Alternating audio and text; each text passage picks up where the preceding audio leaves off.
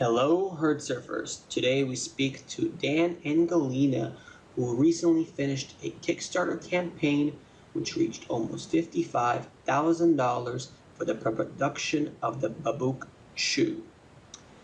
They're using these funds to produce what they believe to be the warmest shoes in the world, styled after the popular Russian Balenki. Made from 100% wool and furnished in Indonesia where the couple now resides. When they started their journey almost 4 years ago, they had no idea how to make these shoes. And their first pair took almost 8 hours to complete. Fast forward to today, and Galina and Dan are traveling the globe, sharing their story and their beautiful shoe with the rest of the world. We'd like to thank Dan and Galina for sharing their story today with us. Dan and Galina, welcome to Herd Surf. Let's start off by getting a little bit of background about you guys and what inspired you to make these shoes. So, you want to start? I grew up, I'm Russian, I grew up in Moscow when I was a kid. So I used to wear valenki. I think you know what it is. It's a Russian traditional shoe from wool. And then we moved to Switzerland, and I kind of forgot what it was because it's other type of shoes. And then 4 or 5 years ago, my parents brought Valenki as a present for my husband to Switzerland for Christmas. And at the beginning, you're surprised because he was surprised because you're not used to see wool for shoes. Right. And then actually when one day it was snowing a lot, and it was cold, and we put them, and he realized that it was very, very convenient and very comfortable to wear. Once you're inside, you don't want to remove them. And then he was wearing them inside and outside, just putting the plastic galoche. And that's how the idea started. We thought that we were convinced, and then we were showing them to friends who were not Russian, and they were saying, yeah, but it doesn't look so sexy. And when you just see them in the shop, you're not sure that you will be convinced. And we thought maybe we should take the material and then try to do something with the shape and brand, and create an identity, because Valenki is a common name. It's not a brand. Right. Yeah. So your goal was to kind of create a sexier version and a marketable version of the Valenki? Well, I think tastes are different, but we wanted to create something that we like, and with our inspiration. And, yeah. Okay. So how did you initially learn the process for making these shoes? Did you know this as a little girl? Is that something you learned, or how did you learn? No, actually, you buy 2 kilos of wool. Yeah. You open YouTube. Okay. You look how they do it. You fail. You try again. You fail until you realize you just have the wrong wool. So you buy again some kilos of wool, and then you try again. And I think we did a couple of times to try getting the right wool. At that time, actually, we were already in Indonesia. So we had, whenever somebody was traveling to Europe, we were looking websites where we can find wool for felting. So people would bring us 1 kilo there, 1 kilo there. We end up at the end, Galina was surfing some websites in Russia and some forum. And we find this lady who was able to give us a Skype training how to make blankets. So we spent 4 hours on Skype. From Nizhny. Yeah, 4 hours of Skype session. So just for her to explain us how to do it. So we're really doing in real time with her together. So that was the first time when we could create something that looked like a shoe. Wow, so you guys just got onto YouTube, ordered some wool, and just started doing it yourselves, just like that? Exactly. Yes. Wow. But that was at the beginning. Mhm. I think the first pair, it took us literally 8 hours to make them. Wow. So we started, and I remember that one. We started 6, 7 o'clock in the evening. We finished about 3, 4 o'clock in the morning. So from there, we said, okay, maybe let's try to make it a bit faster. And that's where we're looking at techniques. Again, reading many books, trying to invent ourselves tools that is just making the process easier. Okay. So, man, what made you guys decide to like pursue this as a like a little side business initially? What made you decide to create these like shoes?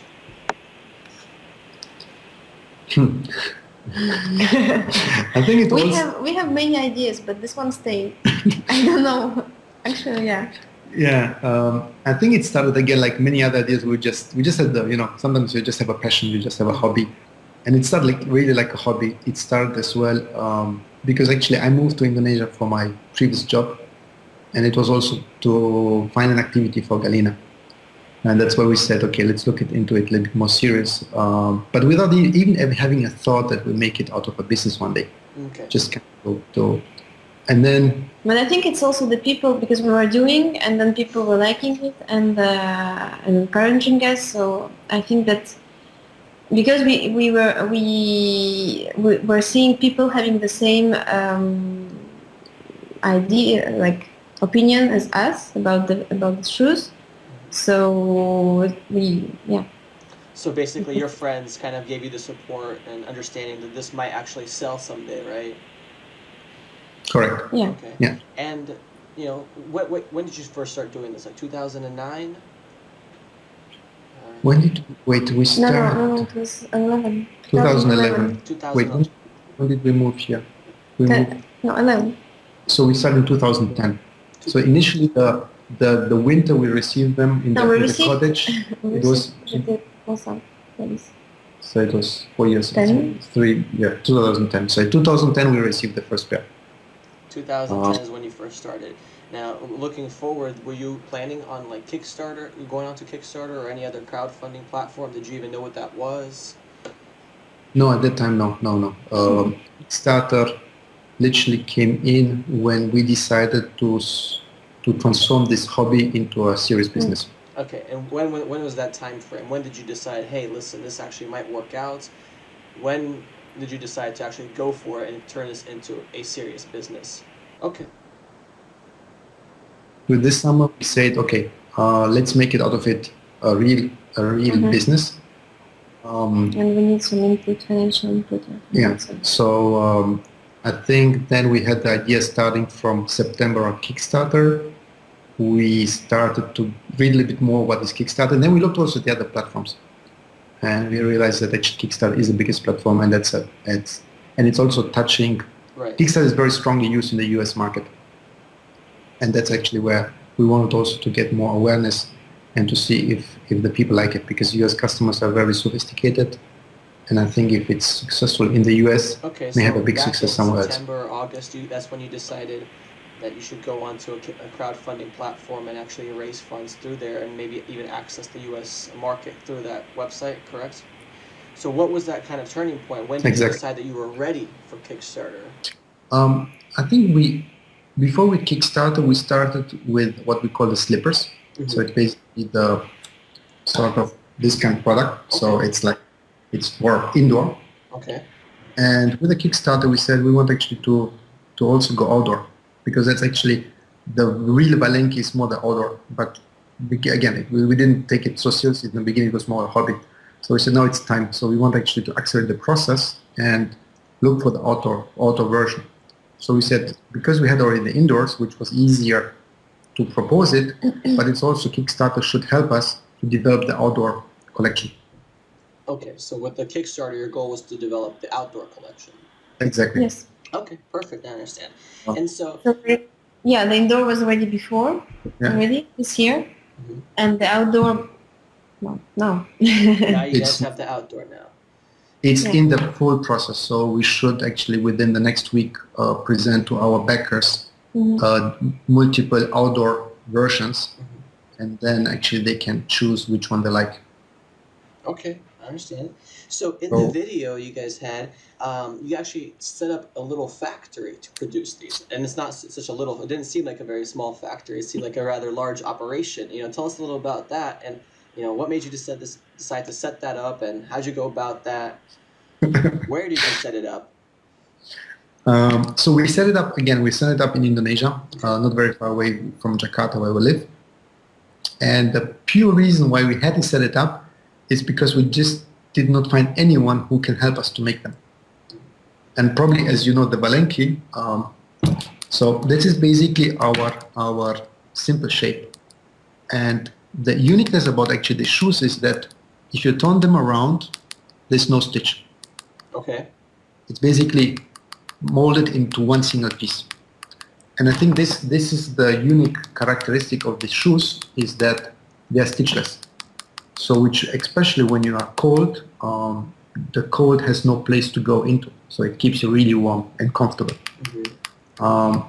And when we started to make it a little bigger, we went to a couple of people to ask, can you produce us these shoes? So everybody rejected us, including in Europe they rejected us.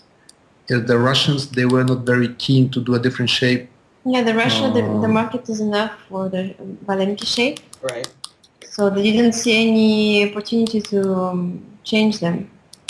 They have enough demand inside Russia. Of course. So, and then it just naturally, we will look at the process. Initially, as I mentioned to you, we did it in 8 hours, one pair. So we looked at the process, which are the steps that we can make it simpler. So we built what we called our first hammer machine. It's just hammering the wool. Mm-hmm. And we had a sort of cylinder machine. It's just, again, felting the wool. We are building a custom-made steamer. So it's basically, it was just looking at the processes and how, and we saw certain of machines, actually all of the machines were invented by ourselves. So do you have like a background in creating these machines, or how did you do it? Just by doing. Motivation, trying, error. You just built like machines for that? Exactly. Yeah. Wow. Okay. All right. I don't think a lot of people can say they just built a machine, a whole factory for themselves. It's more. Yeah. It's. I think when you're passionate, mm-hmm. You can go very far and you can try, and you're trying. And I think it's a game about learning from the errors you're making. Okay. And were there a lot of errors that you guys made? Oh yeah. I think the first machine, from initially 1 month, it took us 6 months to make it. Mm-hmm. And at the 6 months, I was so desperate that I told the guys, I don't care, just ship it, send it, and I will see afterwards. And the last test he did, it worked. Okay. Where are most of these machines coming from? Like, where are they being built? All handmade around our corner with little workshops where I'm spending my weekends sewing, designing, testing, remodification. Okay. Do you think there's an added benefit to you being located in like Southeast Asia, where there's a lot of say machine workshops, or is there like a strong community there? No, not at all. It's not the core business here. I would say in Asia, the machine making, it's not something that they have by nature. Okay. Even certain manufacturing process, because it's something very unique.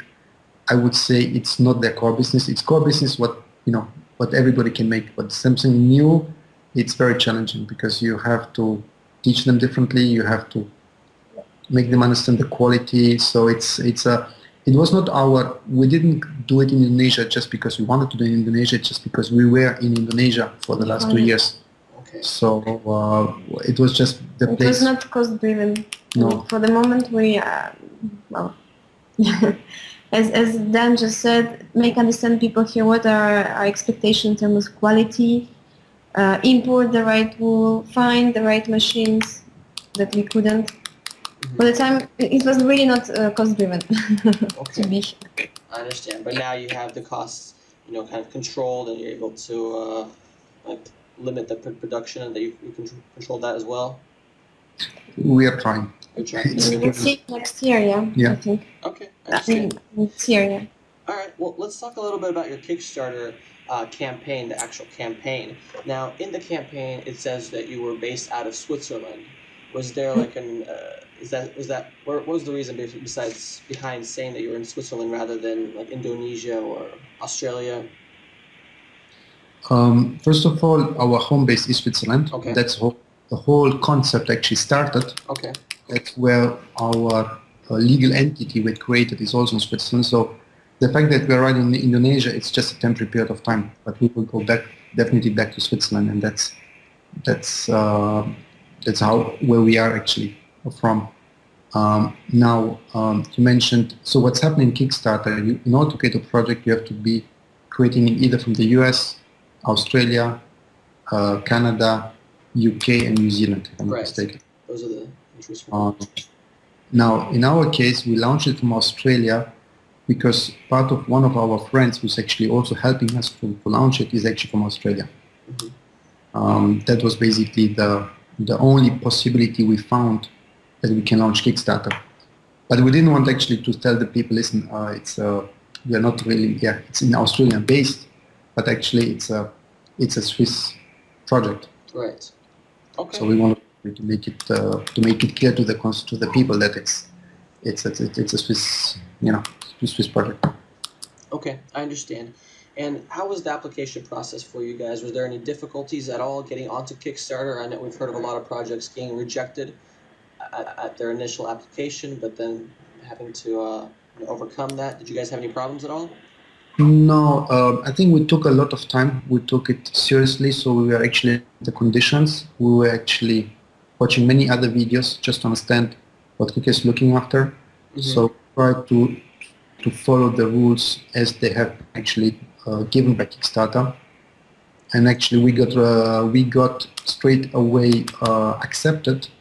Where we had some problems is because we launched it over Christmas, we wanted to do actually also some of the more charity activities, and we launched actually in a certain moment a pledge where we wanted to share what we received on a certain pledge with a charity program in Jakarta, and that one has been rejected. Or let's say after we launched it, we got a message from Kickstarter saying, sorry, it's against the rules. We looked at them again, we missed that one, and we took it out even before Kickstarter informed us, but then the pledge itself could not be removed by ourselves, so Kickstarter just removed it afterwards. Right, so they don't allow like donations to charitable causes, and that was one of the things that you guys had? Yeah, we tried to find out, but actually Kickstarter never really gave us any information. Okay, I understand. I'm just curious, how did you guys first hear about Kickstarter and crowdfunding? Is it big in Switzerland or maybe in Indonesia? How did you first hear about it? I think it's purely because my previous job was in the IT business. Okay. So I think crowdfunding is just, I think if you just famous. But I agree with you. No, if you look at the crowdfunding, it's the biggest platform is Kickstarter. Right. So for us, there was no doubt where to be. What is more difficult is to explain actually to the friends what Kickstarter is or what crowdfunding is. Mm-hmm. Because you figured out that a lot of people even don't know what this is, so it takes a lot of time to explain it to them. Okay. So how much planning actually went into the actual campaign, I would say, I think we took us seriously 3 to 4 weeks. 3 to 4 weeks of serious planning. And yeah. What kind of planning did you actually do? Was that when you started producing the video? What did you do in that time period? I think the video is a key element, but even before you start the video, it's actually what is the message you're trying to send to the community. So I think we started first to clearly identify which is the message we're trying to do, and from the message we then developed the scripts for the movie, and that one, once we had it, then actually we completed it with the rewards, with the actually message.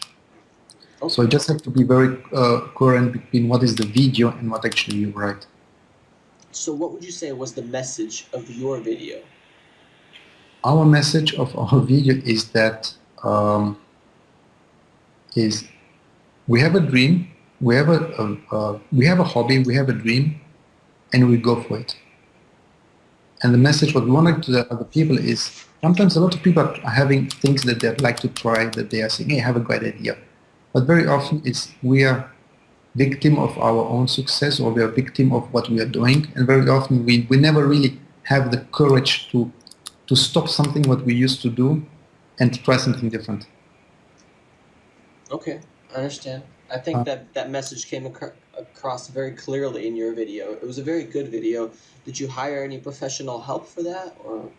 Yeah, we were asking around friends, and actually we find a very nice guy from Australia who just moved into Indonesia. Okay. He came before from Africa. He was also traveling around the world. And we just met him around an afternoon, and we just talked what we're doing, and he loved what we were doing. He said, "Hey guys, I'm new. I have anyway no activity right now. I think I like what you're doing. You're crazy enough. I'm here to help you." Wow. Did he help you with the entire campaign, or did he just help you with the video? With the video. He helped us doing the video.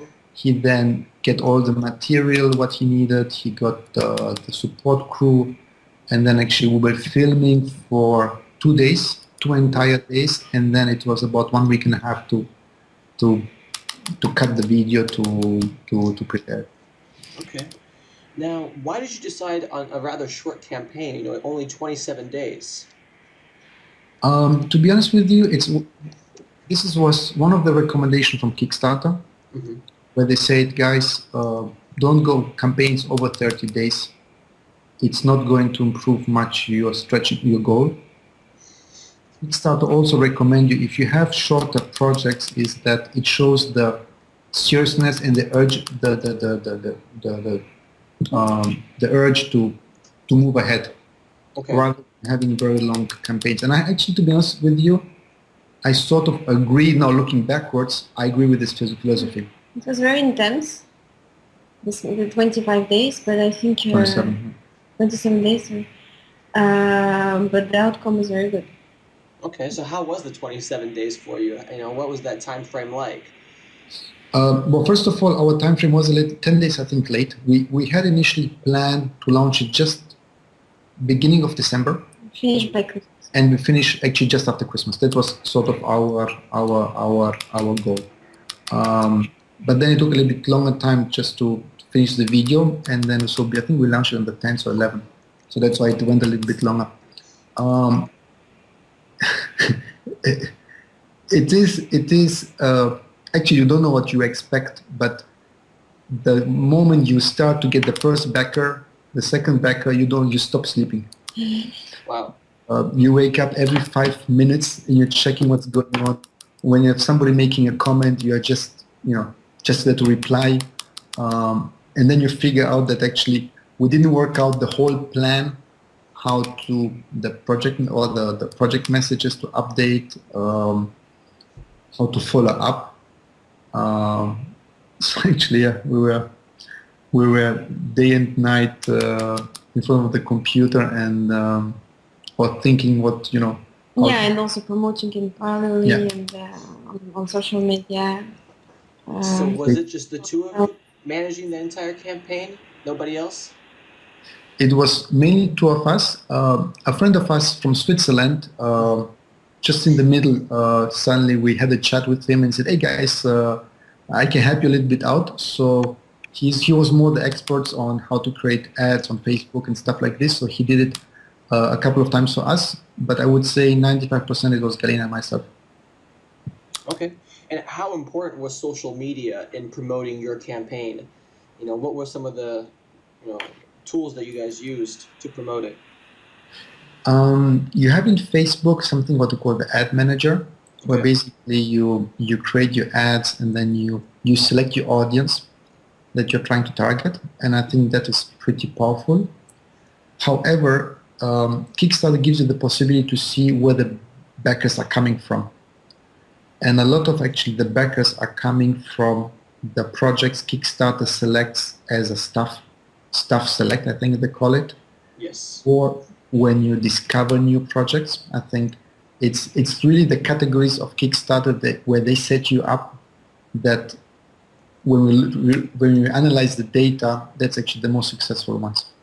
Facebook, I think, helped us to create a lot of awareness. No, it's just, I think people go to Kickstarter and then they try to find out more about you. So then you have to be ready. You have to have something on Facebook. You have to have your website, if possible, of course. And you have to update this communication channel. So because people are interested and they try to find more information about you.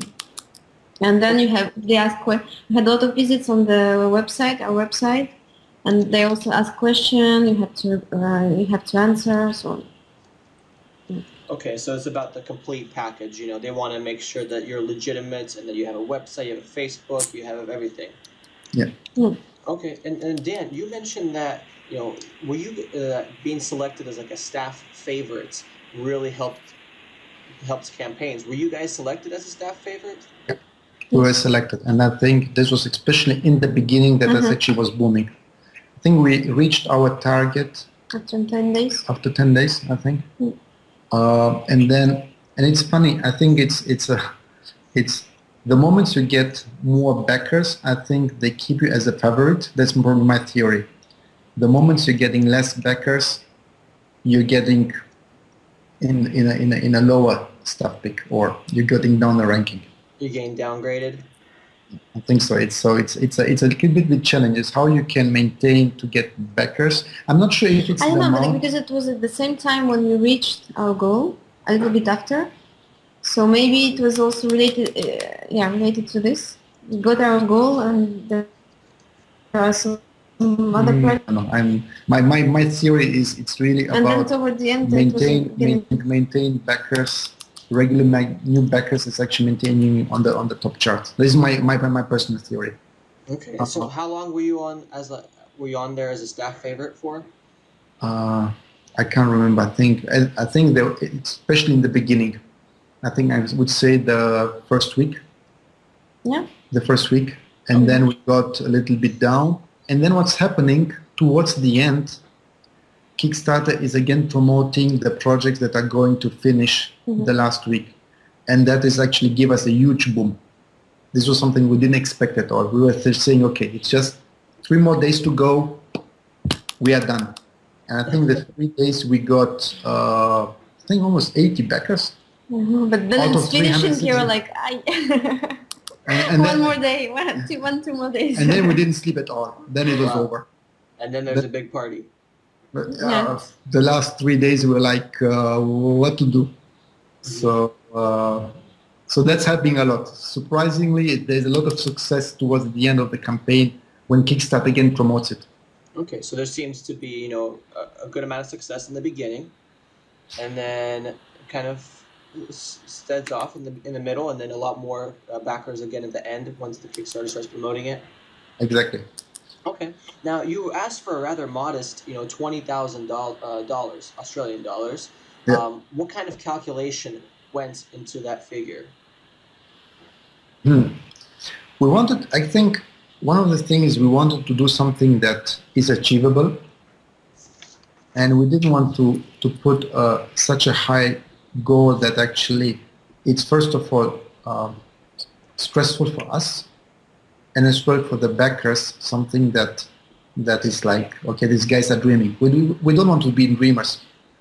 We want something that is achievable and everybody's getting something out of it.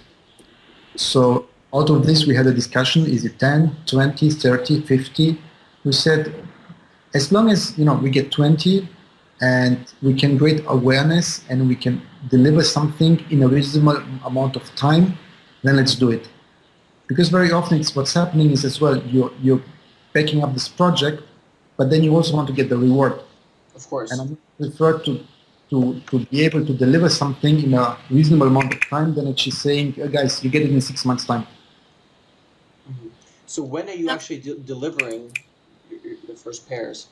So we started already. So we told the guys that the slippers, so the slipper selections, we will start to deliver in February. Literally, we have already started to ship.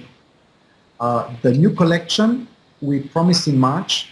So we will now share it with the community, and then the guys can choose which one they want. So our goal is to deliver by March. Deliver everything by March. Yes. Okay, that's very reasonable. Yeah, it's very reasonable. Okay, so when did you actually? achieve your $20,000 goal? Do you know how many days it took?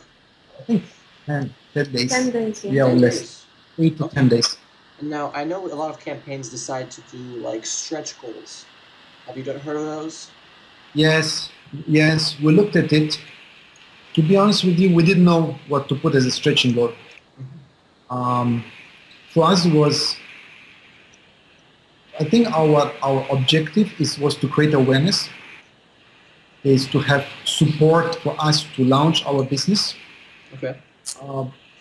Part of it, we already proposed the backers that part of the new collection, we will provide 4 different models. And I think this was, for me, or for us, already a stretching goal to deliver them. So we are like working on them already. So we did not know what else to put as a more stretching goal than that. Okay. So you basically just didn't know what to put for the stretch goal. And so you guys actually ended up raising over $50,000, correct? Yeah. Okay. Was that something that you expected going into the campaign, or was that kind of a surprise for you guys? We were dreaming about it, Okay. but we were not expecting it. Yeah, I was not expecting so much, personally. Okay. Good surprise. Good. So prior to the campaign, did you reach out to any like media outlets, any blogs or anything like that? No, we did not do that. And I think this is something that we should have done. Yeah. I think this was one of the things that we missed out, and also we were not sure how to do it. Until now, we have not worked much with the media, and this is something that I think through Kickstarter we learned, because we got actually a couple of companies contacting us, asking if we need help. Okay. Probably the timing was not the best one, because it was just before Christmas. I think everybody went for vacation. So even though we worked with them together, so we learned a lot. Will definitely help us in the future. But this is one of the things I would do different, is to reach out first the media before we launch Kickstarter. Okay, so that's something that you would have done differently looking back on it. Yeah. Okay. Were you guys like surprised at all by how receptive Kickstarter was to your campaign, and what kind of reactions did you get from backers regarding your shoes?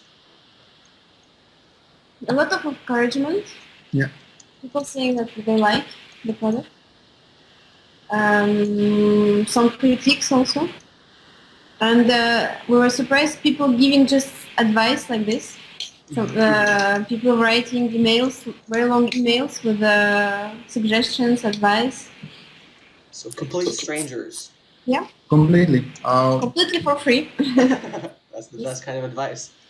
Now we also got one of the things that we also try to communicate in Kickstarter is we need help, whatever help. And I remember this guy I'm still talking is part of the distribution, and a distribution expert, and I think he really knows that this is the things that a lot of Kickstarter projects may have.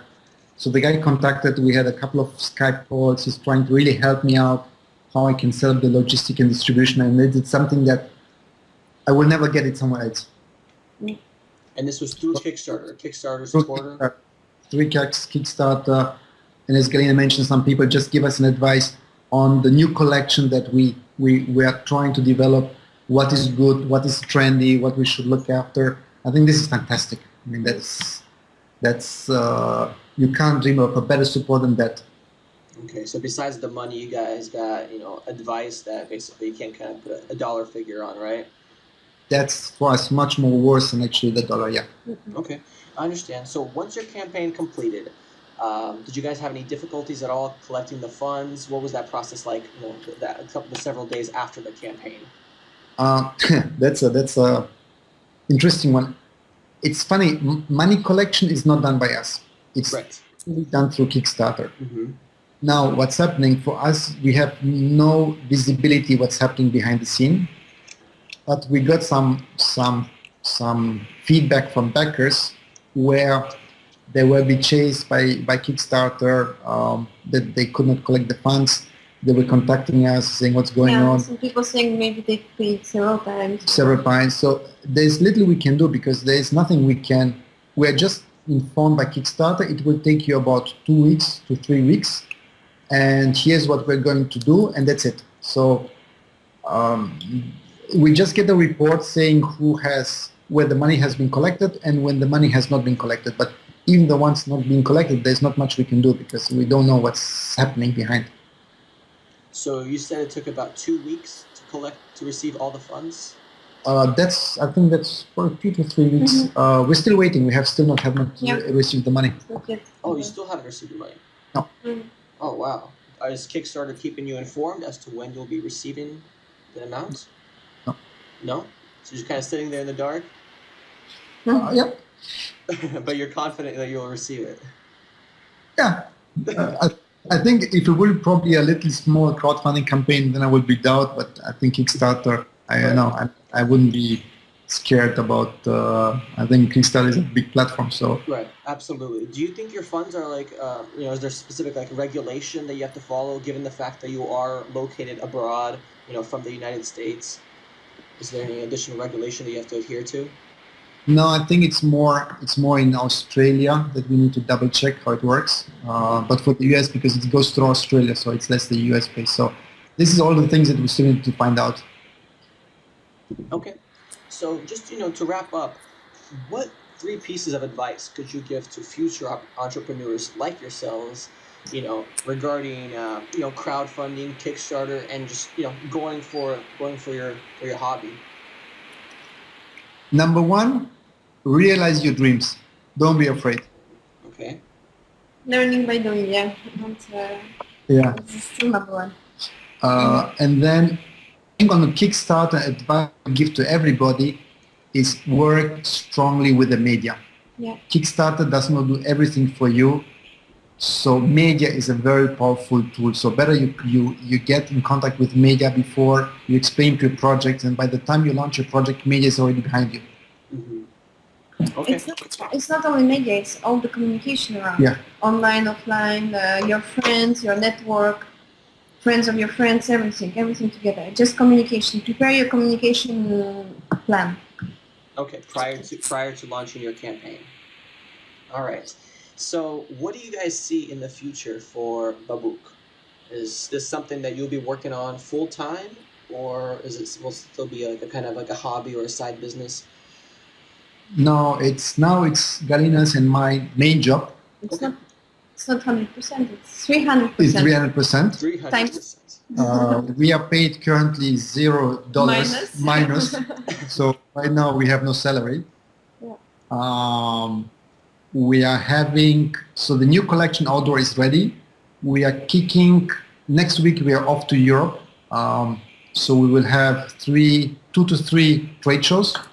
One in Munich, which is about outdoor ISPO, the biggest outdoor trade show.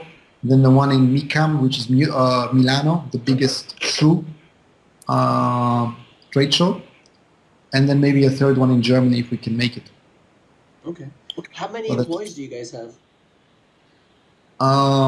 We're having, how many, 6 to 7? Yeah, 6 to 7 employees. Plus us 2, which are not paid. Okay, so are you guys just kind of taking care of the brand, or is there someone else doing the branding as well? No. Everything is us. Yeah. You and Galina. Okay, very cool, very cool. All right, guys. Well, thank you very much for sharing all this information with us. It's been a pleasure speaking with you. We'll look out for Babuk in the future, and thank you very much. Yeah, wait. Here is part of the new collection. Looks great. Looks great, and I like your guys' poster behind you as well. It's also Babuk. Yeah, exactly. I saw that. Awesome, very awesome. Yeah, thank you very much, guys. For your time and your support us, because this is also great support for us talking about us. Absolutely, it's been a pleasure.